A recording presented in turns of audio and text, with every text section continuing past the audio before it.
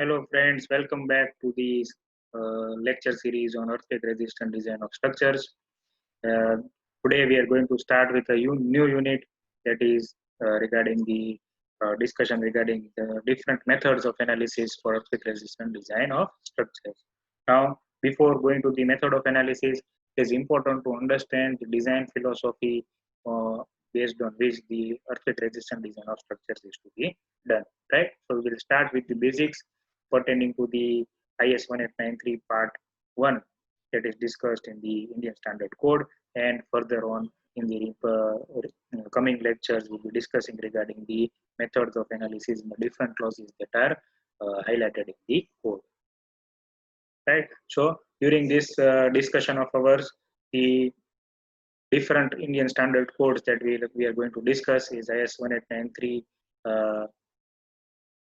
That is the criteria for earthquake design of structures, IS 4326, that is the code of practice for earthquake resistant design and construction of buildings, IS 13920, that is the code for ductile detailing, and SP 22, that is explanatory handbook on codes for earthquake engineering. Right, so we are going to take the references from these four codes during this lecture series of different methods of analysis for earthquake engineering.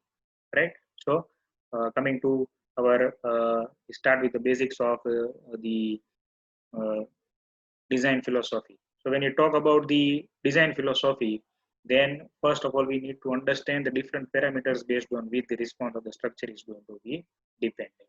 So if you talk about the response of the structure that is going to be there during the time of earthquake, that is dependent on a couple of very basic parameters, wherein these parameters are highlighted here as can be seen on your screen. The first parameter is the natural frequency of the structure, which is dependent on the mass and the stiffness. Now this parameter is very important, right? As we know in case of structural dynamics also, that the natural frequency is directly related to mass and stiffness. That is omega is equal to under root of k by m, right? So if mass is more, then natural frequency is going to be more. If mass is less, then accordingly the frequency is also going to be different. Then frequency content of the earthquake. Frequency content of the earthquake will be dependent on the time period of the earthquake, right? Then amplitude of the earthquake, duration of the earthquake, ductility, damping characteristics, and structural integrity. Right, whether the structure is ductile or not, for what duration the earthquake is taking place, depending upon the duration, the amplitude will be there, whether it is going to reach the resonance or not, that is also going to affect. Then, depending upon the type of the material, the energy dissipation is going to be there.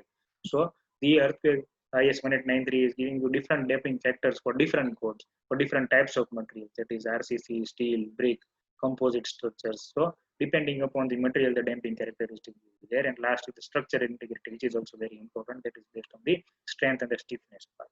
Right. So these are 7 basic parameters based on which the performance of the structure is going to be there during the time of the earthquake. Now, the structure response depends on two basic uh, characteristics. That is, first is the input motion, and second is the structural properties. Right. So when you talk about the input motion, then in case of input motion, we'll be having certain uncertainties. Right. So what are these uncertainties? That is when and where the next earthquake is going to take place. That is, we cannot predict when the next earthquake is going to be there. What is the intensity of this earthquake? That is also we cannot predict. On which fault line it is going to occur? That is also not under our control. What shall be the magnitude of this next earthquake that is going to be there?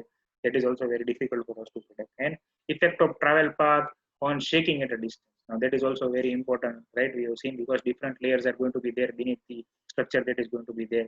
That soil profile is going to be very, right. So from the point of focus to the surface of the earth, this focal depth that we know, that is the distance between the focus to the epicenter distance, is known as the distance between the focus and the epicenter is known as the focal depth, right?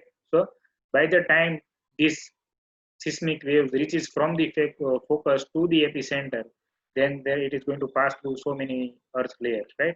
And different earth layers are going to have different intensity and different properties. So all these layers will not be able to pass through and reach the earth surface. Only few will be able to pass. So that will be different. That will affect the travel path also. An effect of local geography, local geology, topography, and soil profile, that is also going to affect the input parameters that are going to be there. So when you talk about the input parameters, there is a lot of we can say that there is a lot of uncertainty or incomplete data with us as far as the input parameters are concerned. We can control the structural properties because based on the span, length, load, type of structure, we'll be able to decide the structural properties, right, to start the process of designing. But when you talk about input motions, then we have very limited information on that, and as a result of that, we'll have to go by the assumptions or go by the bylaws or the thumb rules that are laid down by the Indian standard, right? So now what happens is that since what is going to happen is that there is lot of we can say incomplete data as far as input motions are concerned, then the question that comes to our mind is what is the exact magnitude or exact intensity for which a particular building should be designed, right? So code is talking about basically two types. First is the maximum credible earthquake, and second is the design basis earthquake, right? So maximum credit, the most severe earthquake effects considered by the standard, that is 500 years written period. That is 2% possibility of occurrence in 50 years, right? So maximum credible earthquake is the maximum for, as you know, that the code is being divided into 5 different seismic zones. So now depending upon the location of our structure, what is going to happen is that depending on this location, what we can do is we can study that what is the highest intensity or the highest magnitude of earthquake that we've experienced in the past. So does that mean that all the other structures in this periphery or the vicinity should be designed for the same thing? But what happens is that if you go by that rule, then what happens is that today what is going to happen is that the sizes of the structural elements are going to be very huge. And if the sizes are going to be more, then as a result of that, the costing of the structure and the economy is going to be hugely, right? So when you talk about maximum credible earthquake, then as a result of that, what is going to happen is that first possibility is that logically we'll have to think is that there is only 2% possibility of occurrence in 50 years. That is 500 years of return period. So for something which is going to happen only once in a while, we cannot design our structures to be uneconomical throughout the life. So as a result of that, the code has given us an alternative, and that is you go for design basis earthquake. That is, it is the earthquake which can be reasonably expected to occur at least once during the design line of the structure. That is 10% possibility of occurrence in 50 years, right? So if you take into consideration the design basis earthquake and you design your structure based on that, then it is going to be an economical design, and it is also going to be a viable option that you can expect that at least one earthquake of such magnitude is likely to occur during the lifespan of the structure, that is 50 to 75 years. Now the objective, what should be our objective of earthquake resistant design? That should the structure be designed to withstand strong shaking without sustaining any damage, right? First reason is that if you talk about maximum credible earthquake, and if you design for that, then what is going to happen is that it is going to withstand worst shaking, and it should not undergo any damage. If you want to design that kind of a structure, then it is going to be too expensive, right? Because costing will be very high. It may be more logical to accept some damage in case of strong shaking. So the better idea would be to accept some damage and control this damage. Our loss of life must be protected even in case of strong shaking. Right? So the basic objective based on which the IS 1893 design philosophy is developed is that under no circumstances the structural failure should be there, and structural failure should be such that the collapse of the structure should not happen. Right? That is what the design philosophy of IS 1893 is there. Right? It should allow the time for the people to move out from the place, and the total collapse of the building should not be there. Damage is accepted, non-structural is accepted, structural is accepted, but total damage is not accepted. Right? So earthquake resistant buildings. So we can classify the above discussion or about argument into two categories. First is earthquake resistant buildings, and second is earthquake proof buildings. Right? So in earlier days, if you remember, then there were hoardings on the several real estate schemes that we have. Our building is going to be having earthquake proof buildings. So whenever somebody is saying earthquake proof buildings, then you can say that earthquake proof buildings are never possible, right?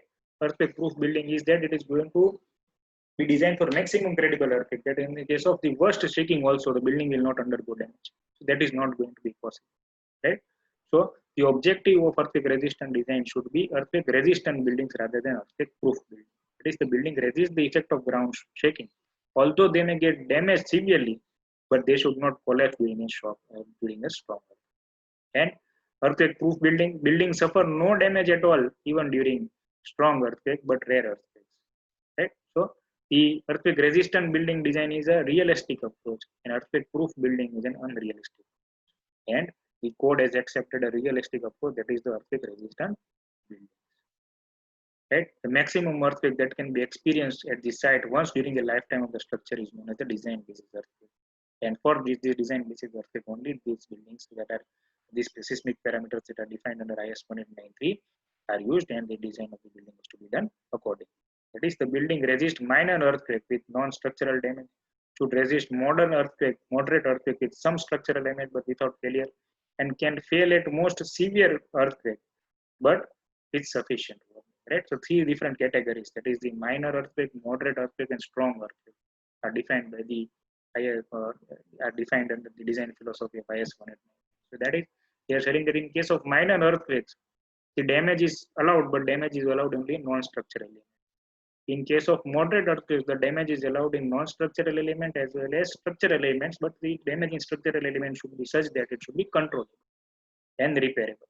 And third category is the damage in the severe earthquake cases, where the damage in structural elements is a possibility, and it is irreparable damage is also possible. But in that case also, the structure should not collapse without sufficient warning.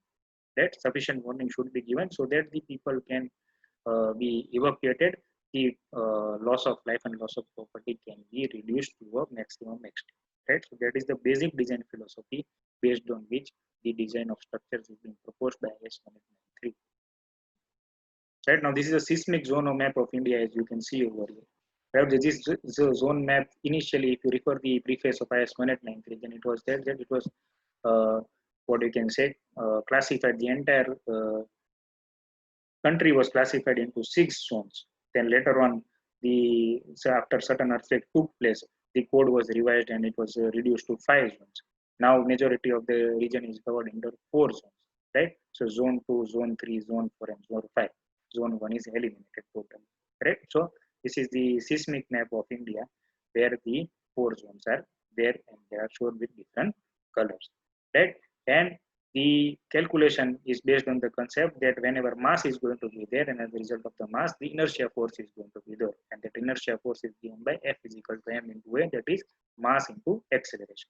And acceleration is given by A is equal to Z into G, where Z is the zone factor that is classified in the IS 1893 code based on the different zones, that is zone 2, zone 3, zone 4, zone 5.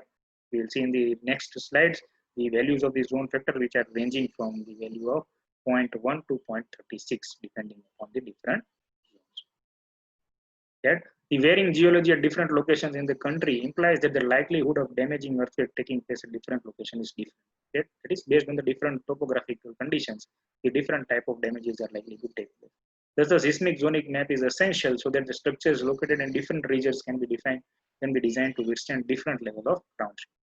The seismic zoning map is revised time to time based on the experience gained over the past occurrences of the earthquake. Right? And still the possibility is that in the times to come, the seismic zoning map is further likely to be revised and the entire country will be classified under 3 zones. That is also a possibility in the coming. Thanks for watching the video. In the next session, we will continue with the method of